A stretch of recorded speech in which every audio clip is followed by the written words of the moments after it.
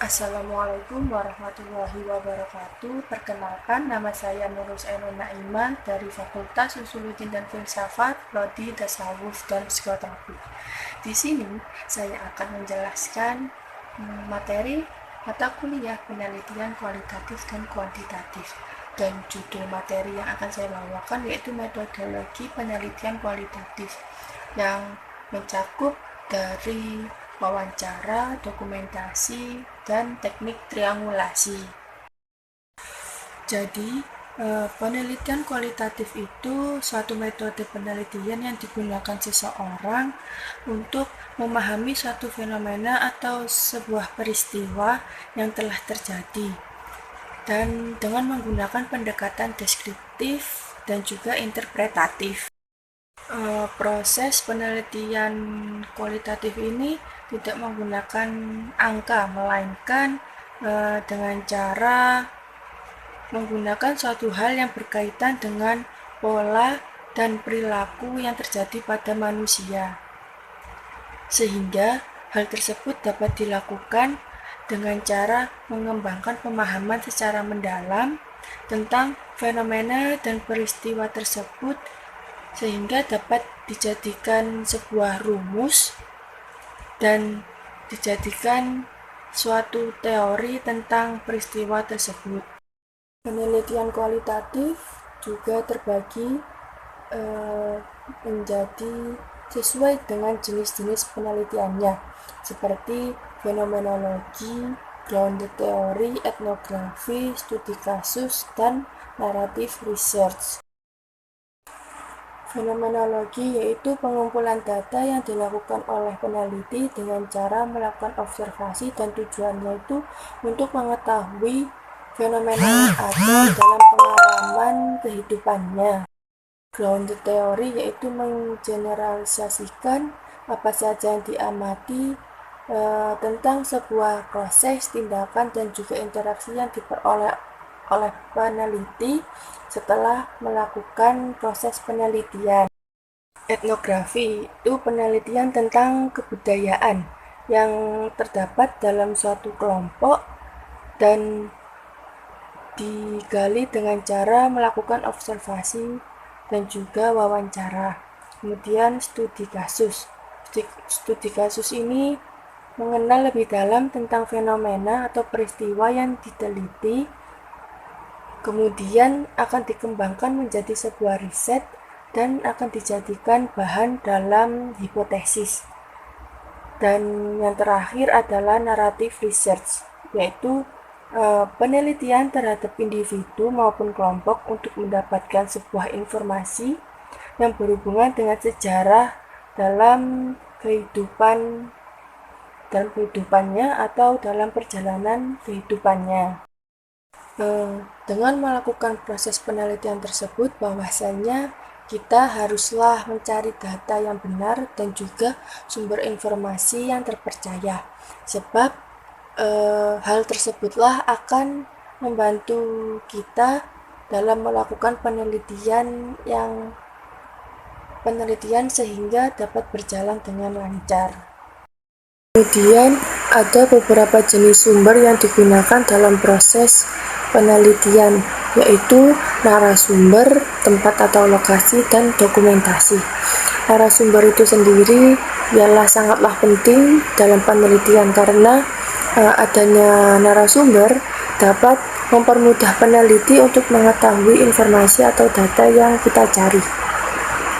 Dan kita haruslah pandai-pandai untuk mencari narasumber yang baik dan terpercaya, sebab bisa saja narasumber ini merahasiakan informasi yang ia miliki, karena informasi yang dimiliki oleh narasumber tersebut sangatlah penting bagi penelitian yang sedang kita lakukan.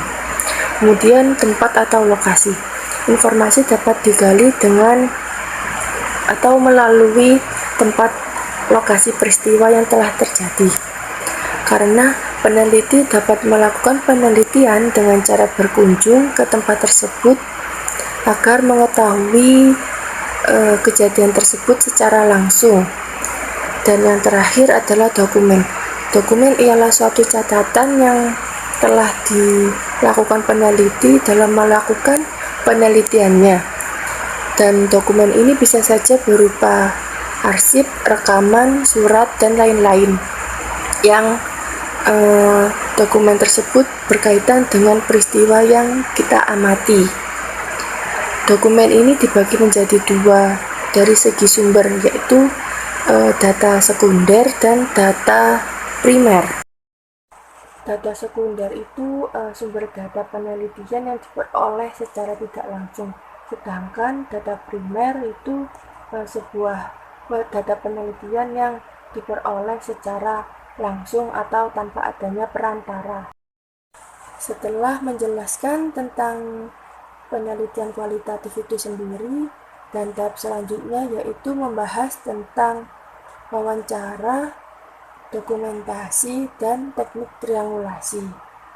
Wawancara itu teknik pengumpulan data dengan cara berkomunikasi secara verbal kepada klien untuk mendapatkan suatu informasi atau data yang penting sehingga dapat dijadikan bahan kajian. Dan tujuan dari wawancara ini itu untuk mendapatkan informasi data penelitian dari satu sisi saja. Sebagai pewawancara, hendaknya menggali penemuan perasaan, persepsi, dan juga pemikiran dari partisipan. Dan wawancara itu sendiri terbagi menjadi dua, yaitu wawancara tidak berstruktur dan semi berstruktur. Tidak berstruktur itu wawancara yang tidak dipersiapkan sama sekali pertanyaannya pada saat prosesi wawancara. Contohnya, saat partisipan ditanyai tentang pengalaman saat pertama kali menjadi seorang trainer terapis, maka peneliti dapat memahami kata kuncinya yaitu suatu pengalaman yang dijadikan alur pembicaraan sehingga dapat menyesuaikan pada bagaimana partisipan ini dalam mendeskripsikan persepsinya. Kemudian wawancara semi berstruktur. Peneliti sebelumnya telah menyiapkan pertanyaan yang akan dilontarkan kepada pewawancara. Dan tujuannya itu untuk mendapatkan suatu keterangan yang jelas tentang informasi apa yang hendak digali. Seperti bagaimana kronologi pada bencana alam. Dengan model pertanyaan tersebut, seseorang peneliti dapat meminimalisir adanya dross rate pada sesi wawancara, dan tujuan penelitian itu dapat dicapai dengan cara lebih efektif. Dan dokumentasi ini sering dijumpai pada sumber referensi dari penelitian kualitatif dan dijadikan sebagai penguat dari hasil penelitian tersebut. Dokumentasi juga didapatkan dari sumber non-insani, dan dokumentasi ini melahirkan dua kesimpulan, yaitu rekaman dan dokumen.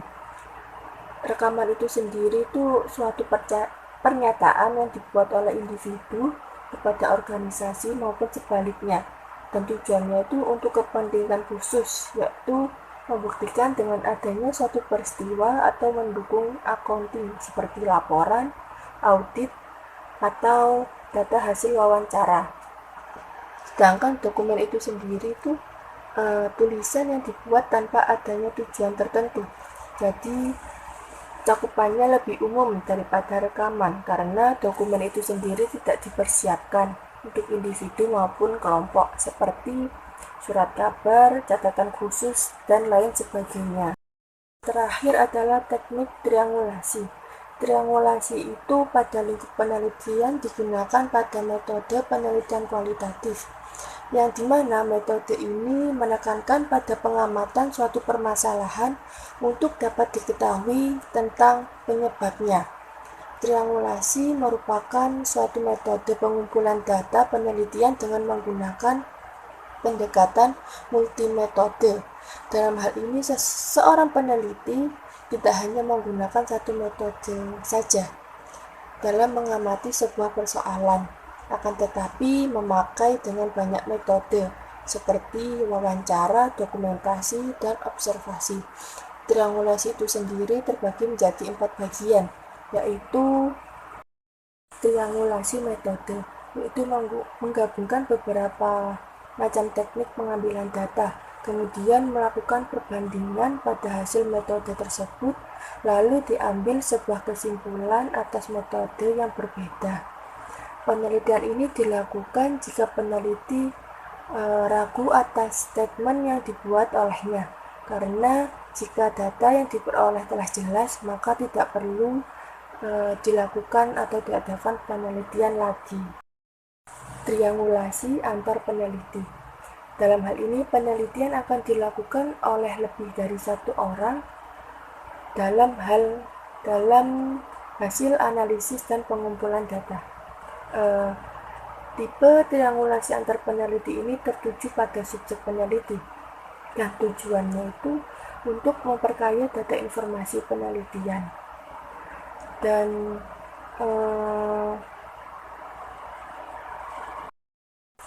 kemudian triangulasi sumber data, yaitu menggali keabsahan informasi tertentu melalui berbagai metode.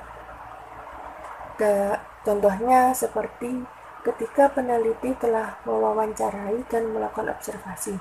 Peneliti juga mencari data penelitian melewati observasi yang terlibat seperti tulisan pribadi maupun gambar.